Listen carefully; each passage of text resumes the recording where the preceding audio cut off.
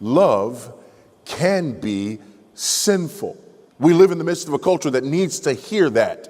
It needs to hear that from us. Because it's coming at us with this whole love is love mentality. And how can you be against love? Nobody can be against love. Certainly Christians can't be against love because God is love and we are called to love. Therefore, how can you stand in the way of any two people who love one another? Do not love the world or the things in the world. If anyone loves the world, the love of the Father is not in him. For all that is in the world, the desires of the flesh and the desires of the eyes and the pride of life, is not from the Father, but is from the world. The world is passing away along with its desires, but whoever does the will of God abides forever. In one way, this passage seems like it ought to collapse under the weight of other texts. It appears to be completely out of place and almost contradictory in light of the fact that we as Christians are not just lovers, we're profligate lovers. We are called to love like nobody's business. We love because God is love. We love because God first loved us. We love the Lord our God with all our heart, soul, mind, and strength, and we love our neighbor as ourselves. There are myriad commands to love one another. In fact, that's how the world knows that we're Christians, by our love and our love for one another. But not only our love for one another, we love our enemies.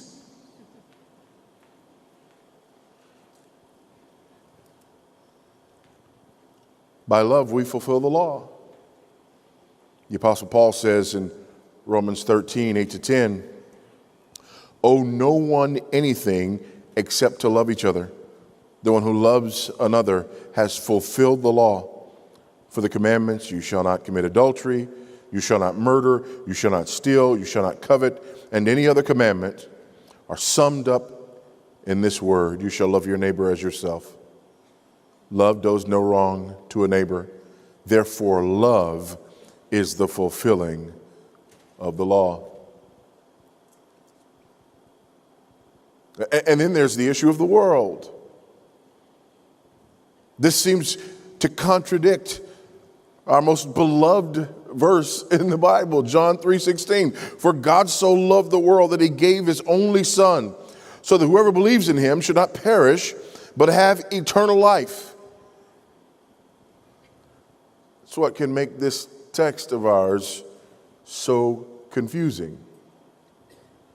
In light of all of this, it comes as a shock to the system when we read the words, do not love.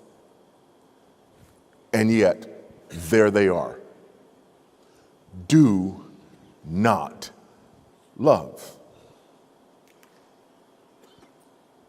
Even when I just let that sit there, you don't like it. You're like, finish your sentence. No, I want you to hear those words. Do not love. It's a command, which means that if we violate it, that we're in sin. In other words, love can be sinful. Remember, I told you this is an important word for our day. Love can be sinful. We live in the midst of a culture that needs to hear that. It needs to hear that from us. Because it's coming at us with this whole love is love mentality. And how can you be against love? Nobody can be against love. Certainly Christians can't be against love because God is love and we are called to love. Therefore, how can you stand in the way of any two people who love one another? But our text today makes it very clear that there are instances when love can be sinful. This is a very practical, rubber meets the road issue. The question is, what makes love sinful? What could possibly make love sinful? Under what circumstances would love be considered sinful? Well, first of all, love becomes sinful when it is directed at the wrong object. Love becomes sinful when it is directed at the wrong object. Look at verse 15. Do not love the world or the things in the world. If anyone loves the world, the love of the Father is not in him. Do not love the world. Now, it's very important to note that this word world, especially in Johannine literature, is used in at least three different ways. First of all, the world can refer to all creation. You see this in John 1, John 3, John 4, John 6, John 7, John 8, over and over again. This word cosmos refers to all the world. John is not saying here that we should not love this earth that God created. That's not what's being said here. Secondly, the term world refers to the people that inhabit this world that God created. And God is not saying, do not love people, do not love mankind. Absolutely not. We know that it doesn't mean that.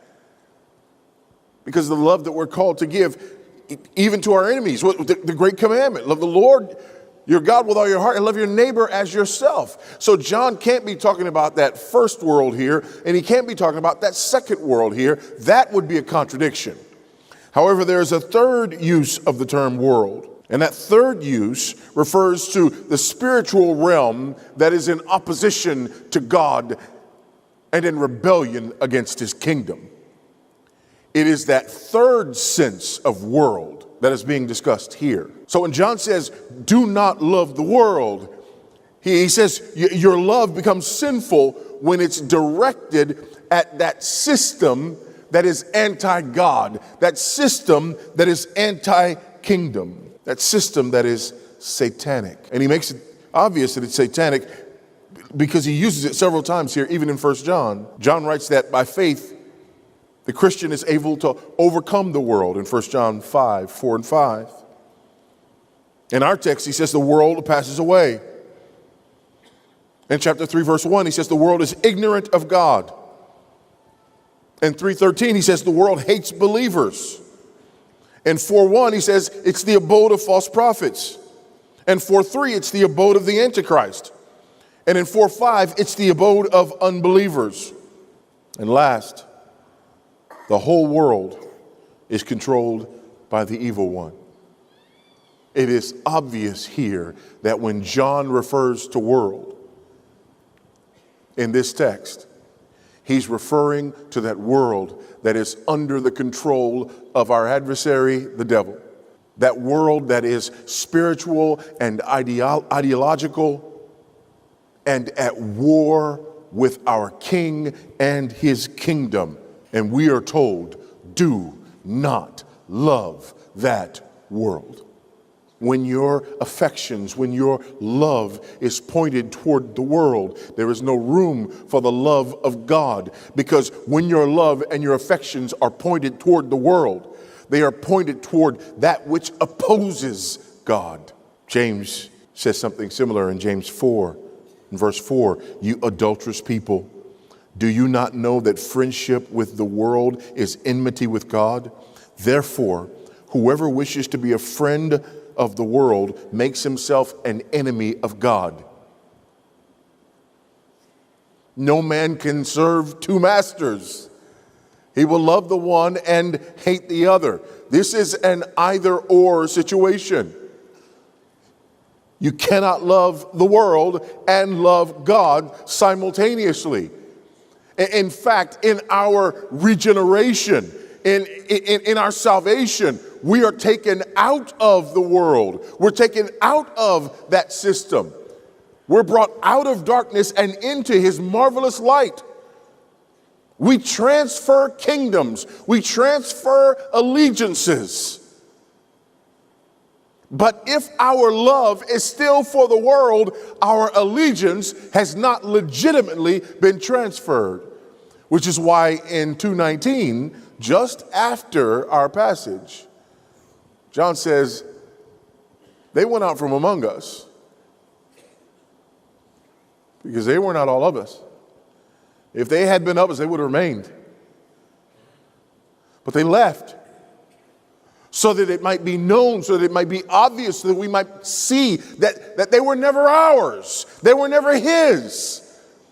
Because their love, their affections were pointed at the system that is opposed to God.